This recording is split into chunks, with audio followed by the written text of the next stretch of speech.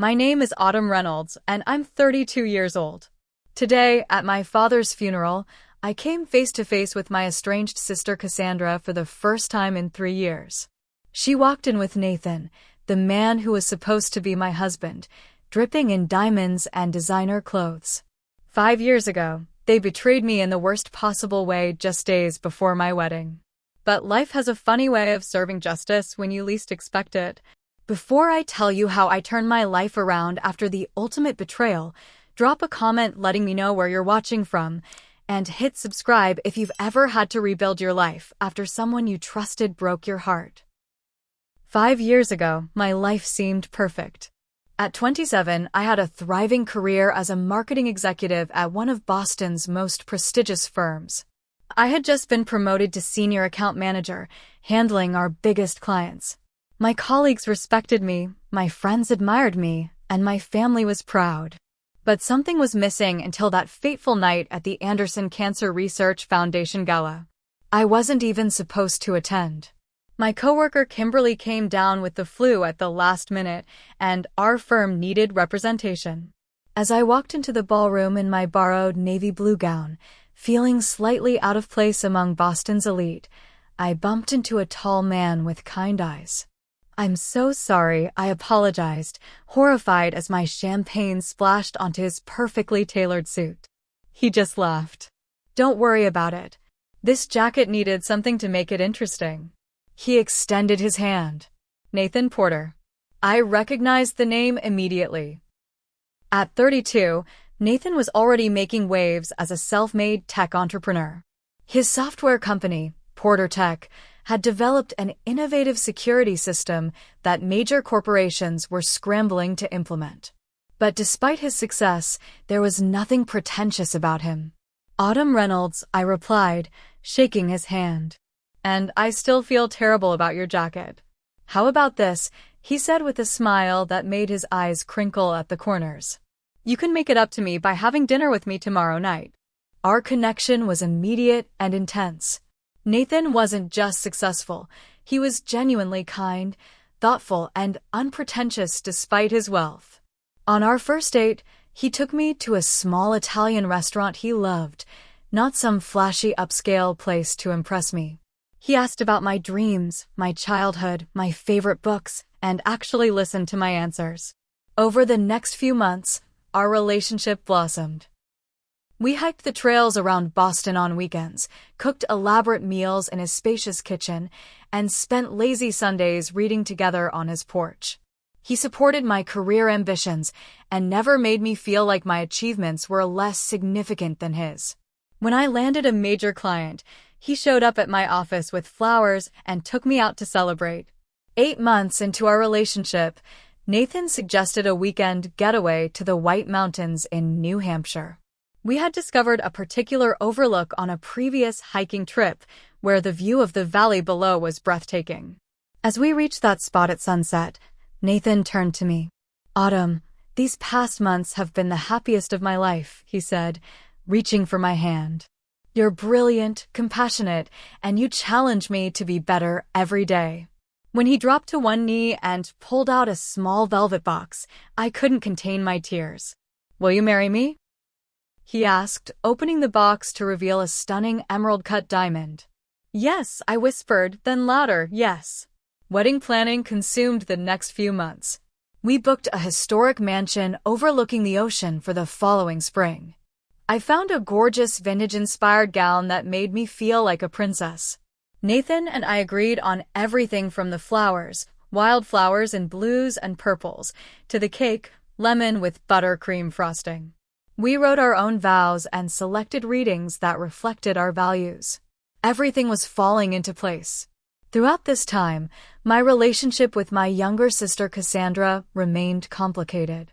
Growing up, Cassandra had always been competitive with me, constantly seeking our parents' attention and approval. If I joined the debate team, she would too, then work tirelessly to outperform me. When I was accepted to Boston University, she applied to Harvard and never let me forget her superior choice. As adults, our relationship had become strained and superficial. We'd exchange pleasantries at family gatherings, but rarely connected on a deeper level. At 25, Cassandra was working as a paralegal while applying to law schools. She cycled through relationships quickly, often dating men who treated her poorly.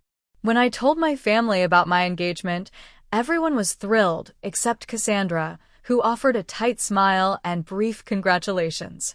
Despite our troubled history, I wanted my sister at my wedding. I hoped that including her in this important day might help heal our relationship. So, against my better judgment, I asked Cassandra to be one of my bridesmaids. Really, she asked, seeming genuinely surprised. You want me in your wedding? Of course, I said. You're my sister. She hugged me then, something she rarely did. I'd be honored, she said. Looking back, I should have noticed the strange gleam in her eyes. The first red flag appeared about 3 months before the wedding. Cassandra had become unusually invested in the wedding details, texting Nathan directly with questions about the ceremony and reception rather than going through me. Why is my sister texting you about the seating chart? I asked Nathan one evening as we were making dinner. He shrugged, stirring the pasta sauce. She said she wanted to surprise you with something for the reception and needed some information. I thought you knew. I frowned. She hasn't mentioned anything to me. It's probably nothing, Nathan assured me. Maybe she's planning a speech or slideshow. I tried to brush it off, but something felt off. Over the following weeks, Nathan's behavior began to change in subtle ways. He started working later than usual. Our nightly phone calls when he traveled for business grew shorter, with him claiming exhaustion. When we were together, he seemed distracted, checking his phone more frequently.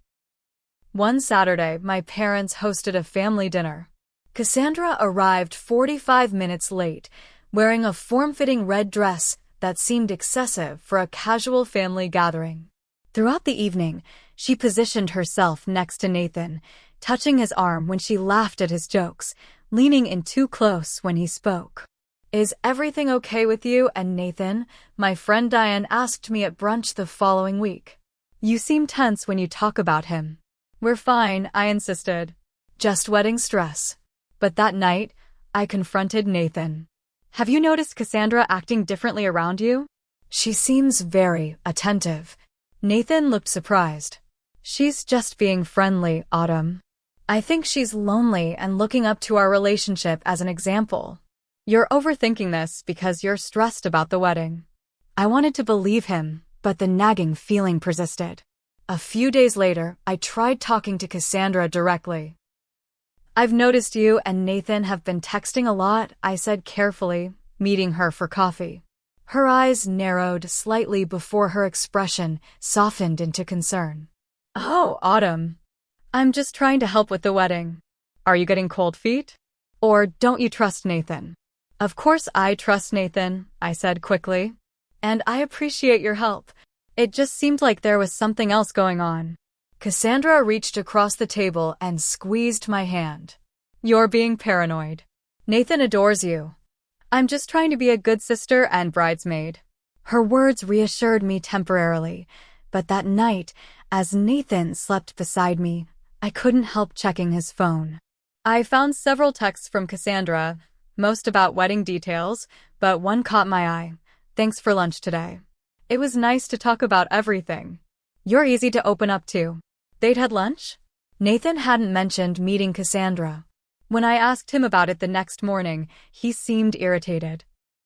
It was nothing, he said, not meeting my eyes. She was near my office and wanted to discuss some surprise for you. I didn't mention it because I didn't want to ruin the surprise. I nodded, choosing to believe him. After all, we were getting married in less than 2 months. I had already addressed and mailed the invitations, finalized the menu, and had my final dress fitting scheduled. Our honeymoon to the Greek islands was booked and paid for. Nathan and I had even put a deposit down on a house in a quiet suburb outside Boston.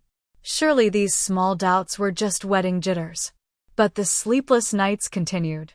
I'd lie awake, listening to Nathan's steady breathing, wondering why my instincts were screaming that something was wrong when everything seemed right on the surface. During the day, I'd throw myself into work and wedding planning, pushing the doubts aside. But they always returned in quiet moments. A week before the wedding, Nathan left for a 3-day business trip to New York. The night before he was due back, I found myself staring at the newest text from Cassandra on his iPad, which he'd left at home. "Can't wait to see you tomorrow. We need to talk about us." Us? What us could there possibly be between my sister and my fiancé? Despite the alarm bells ringing in my head, I decided to give them both the benefit of the doubt. Maybe this was all an innocent misunderstanding. Maybe us referred to some wedding surprise they were planning together. Maybe I was letting my lifelong complicated relationship with Cassandra color my perception. I went to bed that night determined to trust the man I loved, pushing down the fear that threatened to consume me. Nathan's business trip was supposed to end Thursday evening. He texted that his flight was delayed and he wouldn't be home until late, suggesting I not wait up. By Friday morning, he still wasn't home, claiming he'd stayed at a hotel near the airport due to the late arrival. It seemed reasonable enough, but combined with everything else, it left me uneasy. I decided to leave work early that Friday to prepare a special dinner for us. We needed to reconnect before our wedding week began. On my way home, I stopped to pick up ingredients for Nathan's favorite meal, steak with roasted potatoes and a chocolate soufflé for dessert. As I drove through Cassandra's neighborhood, a shortcut to the gourmet market, a familiar car caught my eye. Nathan's sleek black Audi was parked outside her apartment building. My heart began to race. Maybe he was dropping off wedding materials. Maybe there was an innocent explanation. I parked across the street, telling myself I would just check and then continue on my way, feeling foolish for my suspicions. But as I approached the building, something compelled me to try the front door. Someone was exiting, and I slipped in before it closed. Cassandra lived on the 3rd floor. Each step up the stairs felt like moving through molasses. When I reached her door, I stood frozen, unsure what to do. Then I heard it, Nathan's distinctive laugh, followed by my sister's voice, too muffled to make out the words. I don't remember deciding to knock. I don't remember exactly what I said when Cassandra opened the door, her hair disheveled, wearing only a man's button-down shirt that I recognized as Nathan's. What I do remember is the look on Nathan's face when he emerged from the bedroom, wearing just his pants. Not guilt. Not shame.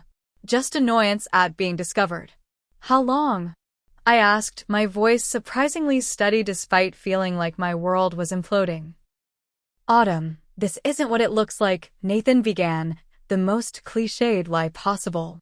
3 months, Cassandra answered simultaneously, a small, satisfied smile playing at her lips. "It just happened, Autumn. We didn't mean to hurt you." "Didn't mean to hurt me?" I repeated, the words feeling foreign in my mouth. "You're sleeping with my fiancé a week before our wedding, and you didn't mean to hurt me?"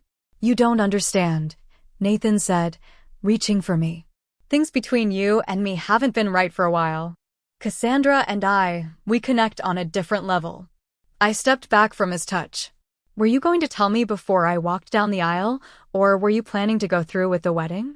Their exchanged glance told me everything I needed to know. "I was going to talk to you this weekend," Nathan claimed. I just needed to figure out how to say it. "How considerate," I said, the shock giving way to a cold fury. "Let me make it easy for you. The wedding is off. You two deserve each other." I turned to leave, but Cassandra's words stopped me. "Don't be dramatic, Autumn. These things happen." Nathan and I couldn't help falling in love. I looked at my sister, my flesh and blood, and saw no remorse in her eyes, only triumph. "You've always been jealous of me," I said quietly. "But I never thought you'd stoop this low." The next week passed in a blur of pain and humiliation. I had to call every guest and explain that the wedding was canceled. I returned gifts and canceled vendors, losing thousands in deposits. My parents were devastated, caught between their 2 daughters. "She's still your sister," my mother said tearfully when I declared I would never speak to Cassandra again. Family is family. She stopped being my sister the moment she decided to betray me, I replied. The worst came just 2 weeks after I discovered their affair. Nathan and Cassandra announced they were officially a couple. They didn't have the decency to be discreet, posting pictures of themselves at restaurants and events, looking blissfully happy. I spiraled into depression. I took a leave of absence from work, unable to focus or function. I barely ate or slept. Friends tried to help, but I pushed everyone away, too ashamed and broken to accept comfort. The night that would have been my wedding day, I found myself alone in the hotel suite where Nathan and I had planned to spend our first night as husband and wife. I couldn't bear to cancel that reservation. It felt like admitting final defeat. So I sat there on the king-sized bed, still in my work clothes, staring at the bottle of champagne the hotel had provided as a congratulatory gift. I'd hit rock bottom. As I looked at my reflection in the mirror, hollow eyes, unwashed hair, a shadow of the vibrant woman I once was, something shifted inside me. Nathan and Cassandra had taken enough from me. I wouldn't let them take anything more. The healing process began slowly. 6 months after the betrayal, I was still struggling, but had started seeing a therapist who specialized in trauma and betrayal. Dr. Madison helped me understand that what happened wasn't my fault. Betrayal by those closest to us is one of the deepest wounds we can experience, she explained during one session. Your reaction isn't unusual or unhealthy. It's grief. With her guidance, I began to rebuild my life. The first major decision was leaving Boston. Too many memories lingered there, and I kept encountering mutual friends who looked at me with pity or, worse, curiosity about the scandal. When a headhunting firm contacted me about a position in Chicago with a struggling marketing agency needing new leadership, it felt like the universe offering a lifeline. The job would be challenging. The agency had lost several major clients and needed a complete rebrand, but it offered exactly what I needed, a fresh start far from Nathan and Cassandra. "Are you sure about this?" my father asked when I told my parents about my decision. "Moving so far away from your support system?" "I need this, Dad," I explained. "I need to be somewhere where I'm not poor Autumn who got dumped for her sister." 2 weeks later, I was settling into a small but charming apartment in Chicago's Lincoln Park neighborhood. The new city energized me. Nobody knew my history or treated me like damaged goods. At Morrison & Bell Marketing, I could be defined by my abilities rather than my heartbreak. My new colleagues were welcoming, especially Madison, a graphic designer who became my first real friend in Chicago. She invited me to a book club, which became a lifeline of normalcy and female friendship. "You need to meet us for drinks at Lakeview Tavern tonight," Madison insisted one Friday, about 3 months after my move. "The team from Blackwood Creative will be there, and rumor has it they're poaching our North Star Hotels account." Know thy enemy, right? That night, across a crowded bar, I first laid eyes on Gabriel Mitchell. As creative director at our rival agency, he should have been my adversary. Tall with thoughtful hazel eyes and a quiet confidence, he caught me staring and raised his glass in acknowledgement. Later, he approached me at the bar. "You must be Autumn Reynolds, Morrison & Bell's new secret weapon." "I'm Gabriel Mitchell." "Not so secret if you know who I am," I replied. He smiled. Chicago's marketing world is small. Word travels fast when someone talented blows in from the East Coast. Gabriel was different from Nathan in every way. Where Nathan had been charismatic and outgoing, Gabriel was thoughtful and measured. He asked insightful questions and listened intently to my answers. By the end of the evening, we developed a grudging professional respect for each other, despite working for competing agencies. Over the following months, we encountered each other at industry events and client meetings. Our agencies were often bidding for the same projects, turning us into professional rivals. Yet each interaction left me increasingly intrigued by him. Despite this growing attraction, I kept Gabriel at arm's length. The thought of trusting someone again terrified me. My therapist encouraged me to take small steps toward opening myself to new connections, but romantic entanglements felt too risky. Instead, I focused on rebuilding other aspects of my life. I joined a cycling club, discovered a passion for photography, and volunteered at a local animal shelter.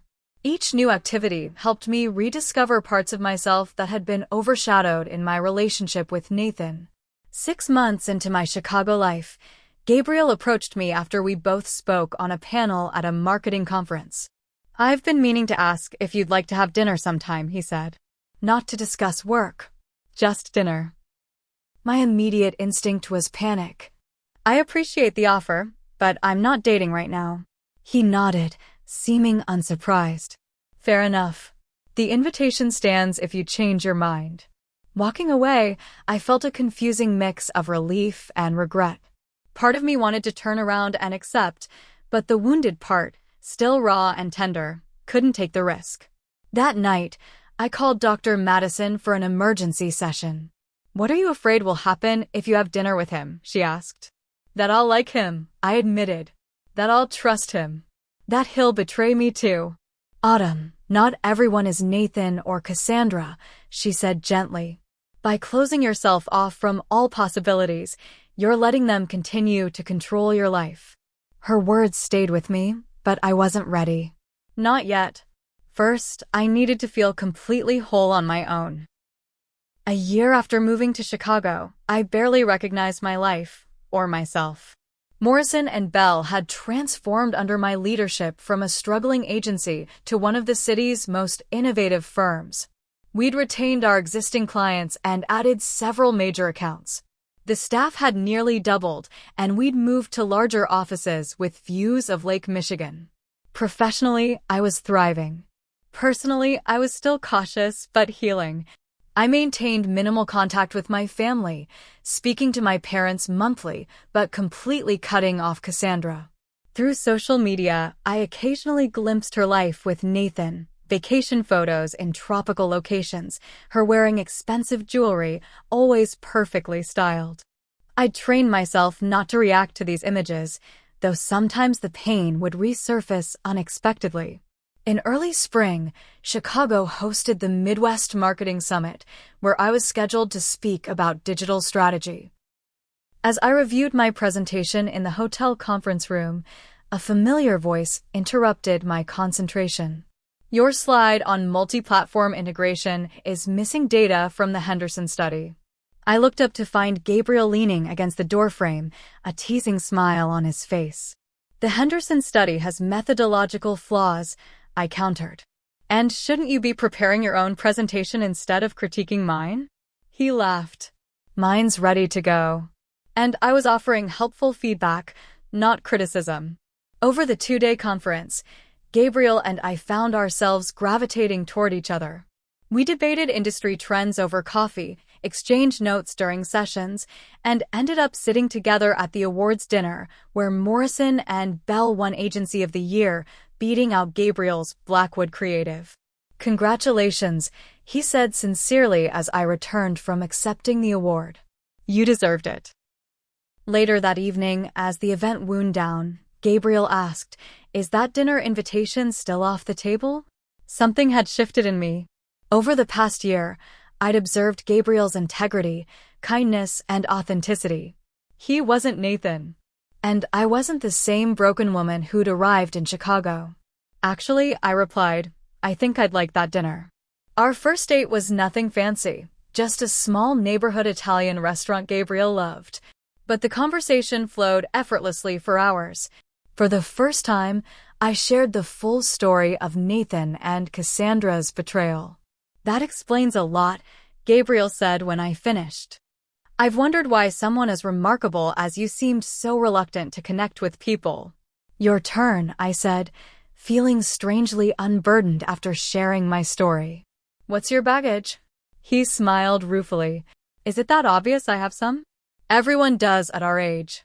Gabriel revealed that he'd been married briefly in his late 20s. His ex-wife had cheated with his business partner, eventually leaving with both Gabriel's trust and a significant portion of his client base. "So we're both members of the Betrayed by Those Closest to Us club," I said. "Not the most exclusive club, unfortunately," he replied. "But at least the membership benefits include hard-earned wisdom." Over the following months, Gabriel and I built a relationship founded on mutual respect and understanding of each other's wounds. We moved slowly, both conscious of our trust issues. He never pushed for more than I was ready to give, and I tried to remain open rather than letting past hurts dictate my actions. 6 months into our relationship, Gabriel was offered a position as executive creative director at a prestigious New York agency. I turned it down, he told me over dinner at my apartment. "Why would you do that?" "It's an amazing opportunity." He reached for my hand. "Because what I'm building here, with you, matters more." That night, as we discussed our future, Gabriel suggested something unexpected. "What if we started our own agency together? With your strategic mind and my creative approach, we could build something exceptional." The idea took root, and 3 months later, Mitchell and Reynolds Creative was born. We rented a small office space, brought on Madison from my former agency and 2 trusted colleagues from Gabriel's team, and launched with just 2 clients who believed in our vision. Through countless late nights, working weekends, and moments of doubt, we built our business. Gabriel and I balanced each other perfectly. I handled the business strategy and client relationships while he led the creative direction. Our small agency quickly developed a reputation for innovative campaigns that delivered measurable results. Around this time, I discovered through my mother that Nathan's company was struggling. His revolutionary security software had failed to evolve with emerging threats, and competitors had developed superior alternatives. Meanwhile, Cassandra regularly posted photos of their luxurious lifestyle, designer clothes, expensive restaurants, exotic vacations. I wondered if it was all for show. As our relationship deepened, Gabriel and I discussed marriage. Unlike my whirlwind engagement to Nathan, this decision came after 2 years of building a solid foundation together. Gabriel proposed on an ordinary Tuesday evening as we worked late in our office, spreadsheets and design mock-ups scattered around us. "This isn't the romantic proposal you deserve," he said, producing a simple but elegant emerald-cut diamond ring, so different from the flashy one Nathan had given me. "But I realized I don't want to spend another day without asking you to be my wife." We married 6 months later in a small ceremony on the shores of Lake Michigan, attended only by our closest friends and my parents. We didn't want an elaborate event, just an authentic celebration of our commitment. After exchanging vows, we hosted a dinner at our favorite restaurant, followed by dancing under the stars on the restaurant's rooftop garden. Our honeymoon was a working trip to London, where we met with potential international clients. We were building something together, not just a marriage, but a legacy. Within 3 years, Mitchell and Reynolds had grown from 5 employees to 30, with offices in Chicago and Seattle. Gabriel's creative vision paired with my strategic approach attracted major clients and industry recognition. Then came the phone call that would bring the past rushing back into my carefully reconstructed life. My father had been diagnosed with late-stage pancreatic cancer. The prognosis was grim, 3 to 6 months at most. "You should come home," my mother said, her voice breaking. "He wants the family together while he can still enjoy it." Family. The word hung in the air. "Will Cassandra be there?" "She's your sister, Autumn. And your father is dying. Can't you set aside the past for his sake?" For my father's sake, I agreed to return to Boston. Gabriel, understanding the complexity of the situation, cleared his schedule to accompany me. "Whatever happens," he assured me, "we'll face it together." Gabriel and I purchased a small but elegant townhouse near my parents' home in Boston's Beacon Hill neighborhood. Though our primary residence remained in Chicago, we needed a place to stay during my father's final months. Our business was stable enough that we could work remotely, with occasional flights back to Chicago for important meetings. My first reunion with my father was heartrending. Always robust and energetic, he had become frail, his skin yellowed from jaundice, his once strong frame diminished. But his eyes lit up when he saw me, and when I introduced him to Gabriel, he managed a warm smile. "So this is the man who helped my daughter find her smile again," he said, shaking Gabriel's hand. "I've been looking forward to meeting you." In those first weeks, we established a routine. Gabriel and I would work mornings from our townhouse, then spend afternoons and evenings with my parents. I cooked my father's favorite meals when he felt well enough to eat. Gabriel read to him from cherished books when fatigue overtook him. We helped my mother with practical matters, organizing medications, managing household tasks, dealing with insurance paperwork. Cassandra and Nathan remained conspicuously absent, though my mother mentioned they had visited twice since the diagnosis. According to her, they were very busy with work and travel commitments.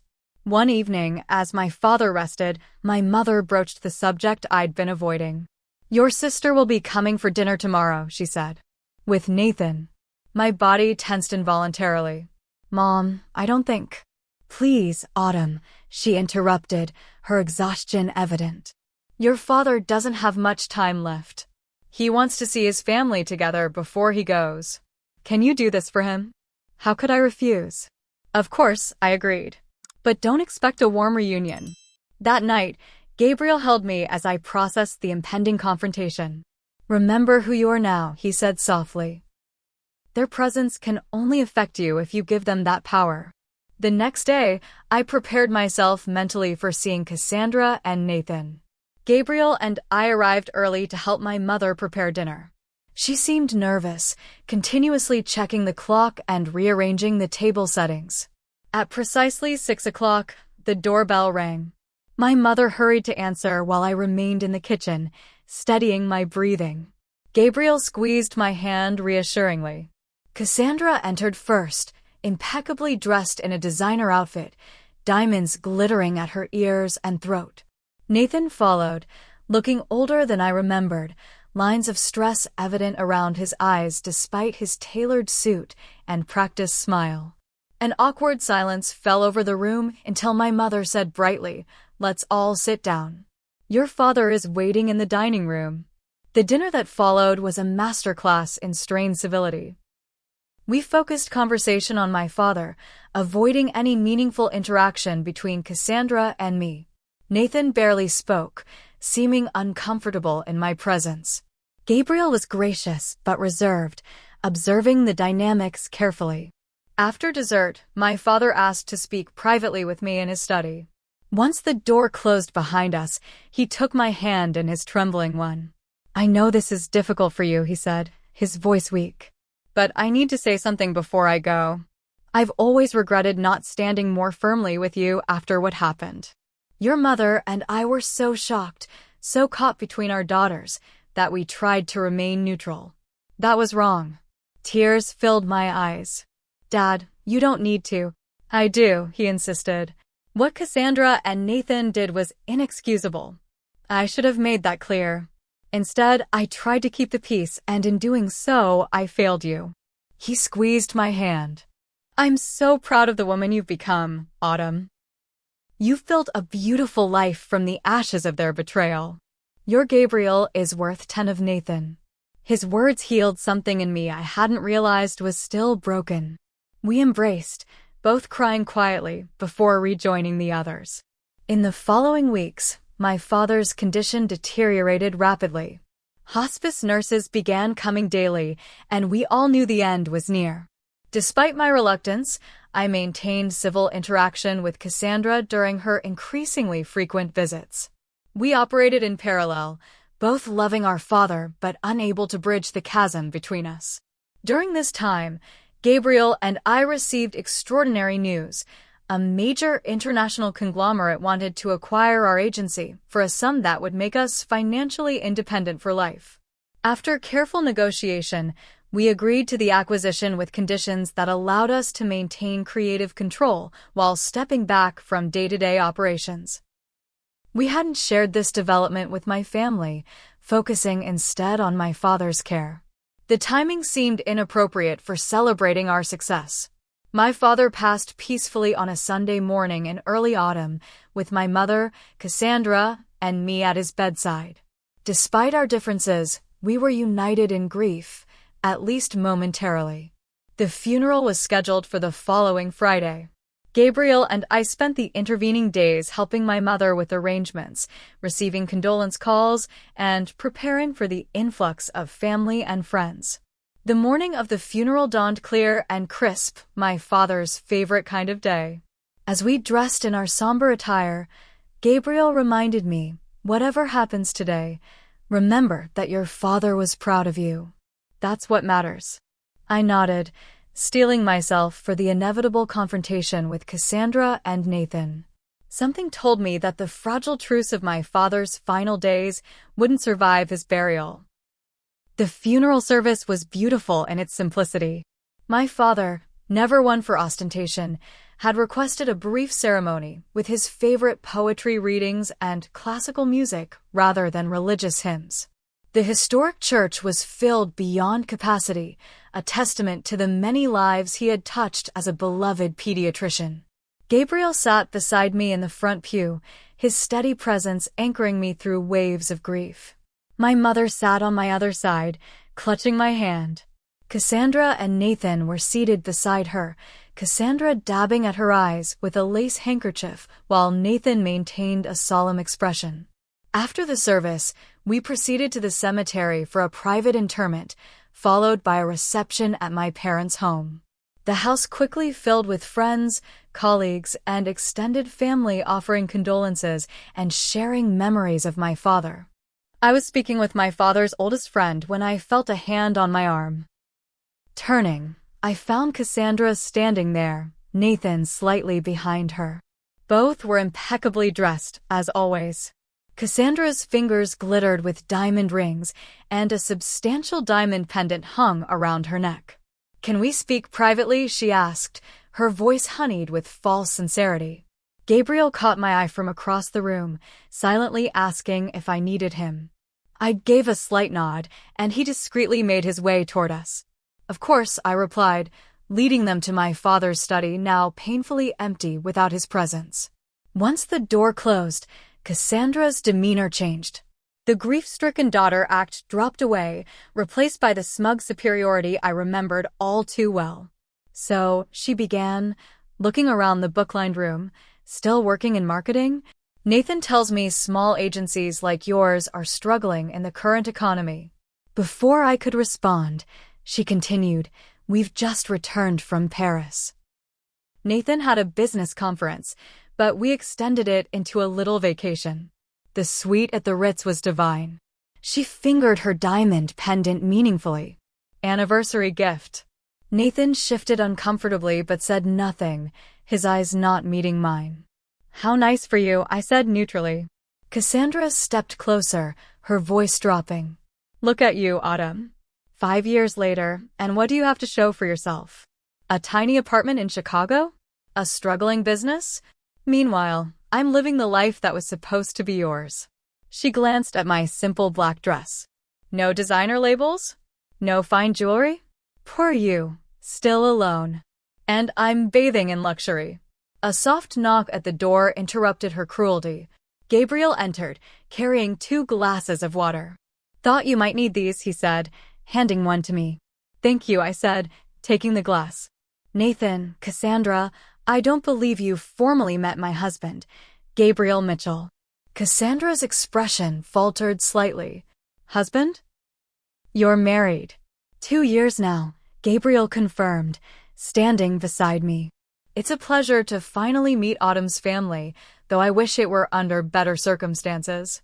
Nathan extended his hand automatically. "Nathan Porter. This is my wife, Cassandra." Gabriel shook his hand firmly. "Porter? From Porter Tech?" I thought the name sounded familiar. Nathan seemed surprised at the recognition. "Yes, that's right." "You're familiar with our security systems." "Very," Gabriel replied. "In fact, Mitchell and Reynolds just acquired the Brooks Media portfolio last month. Your company came up during the transition discussions." Nathan's face paled visibly. Gabriel had just casually mentioned that our agency had acquired one of the largest media conglomerates in the country, a deal worth billions that had been covered extensively in business news. Mitchell and Reynolds? Cassandra repeated, looking confused. That's your company? Our company, I corrected gently. Gabriel and I founded it together 3 years ago. But that's impossible, Nathan interjected, his composure slipping. Mitchell and Reynolds just purchased controlling interest in EdgeCore Systems last week. That's a multi-billion-dollar acquisition. Gabriel nodded. It's been a busy month for us. The ink is barely dry on that deal.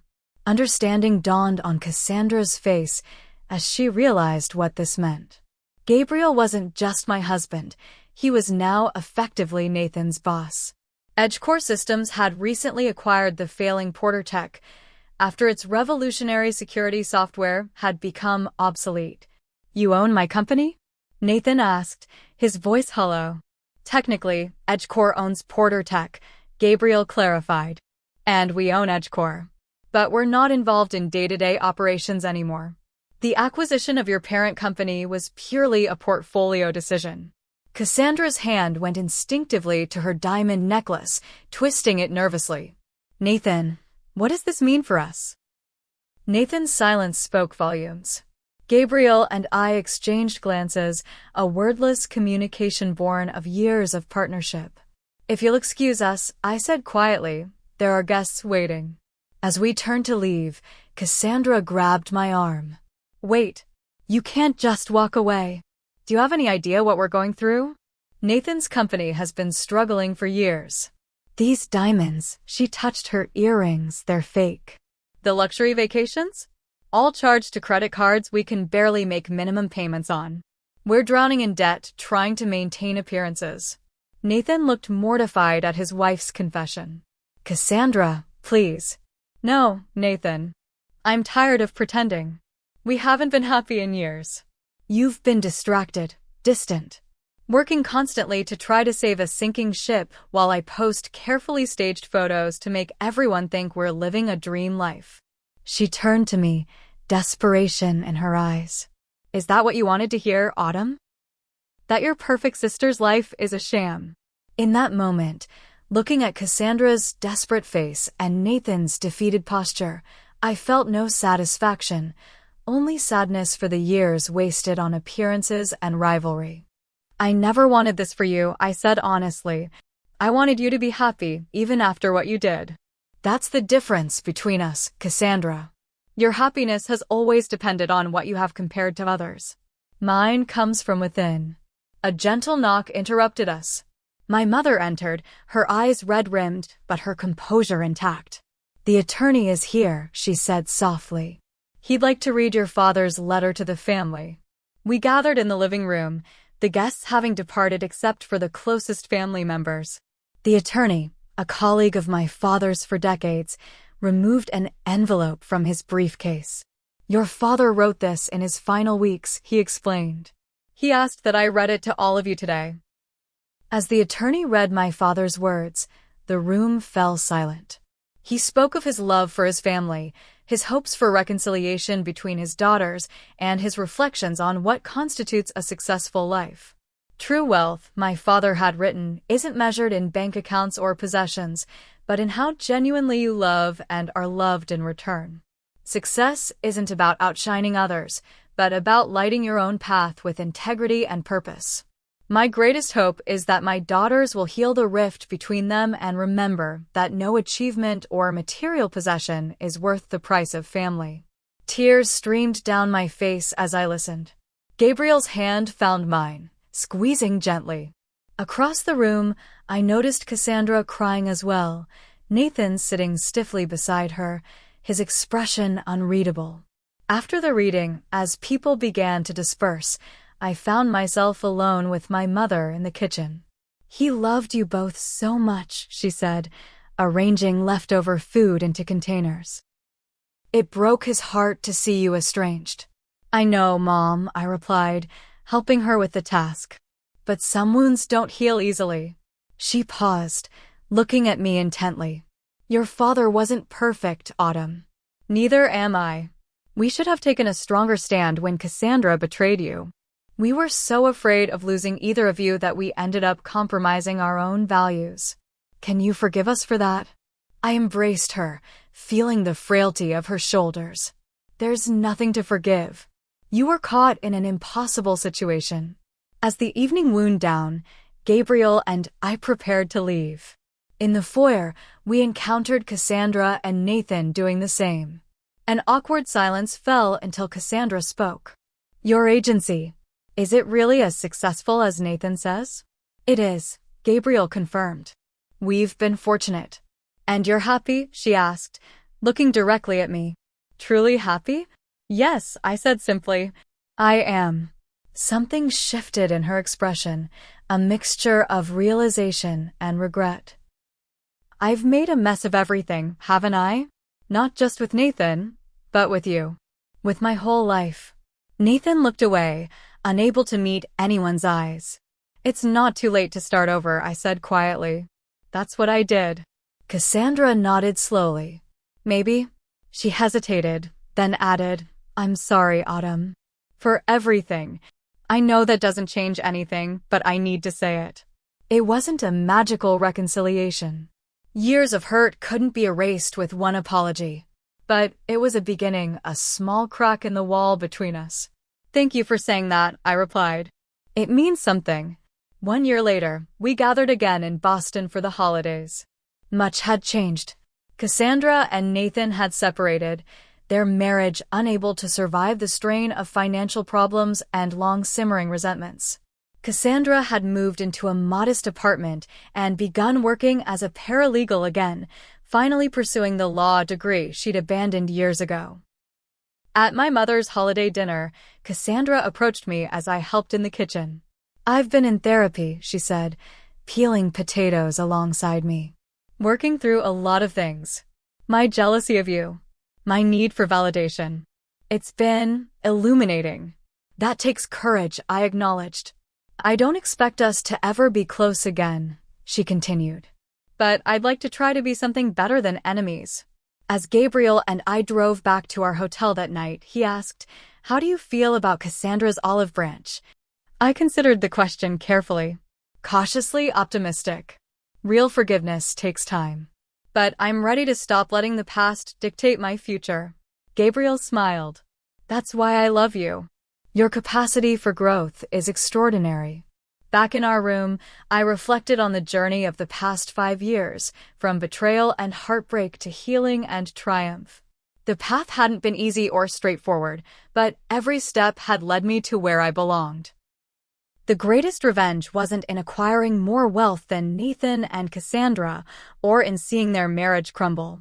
It was in building a life of authentic happiness and purpose, one they couldn't touch or tarnish, no matter what they did.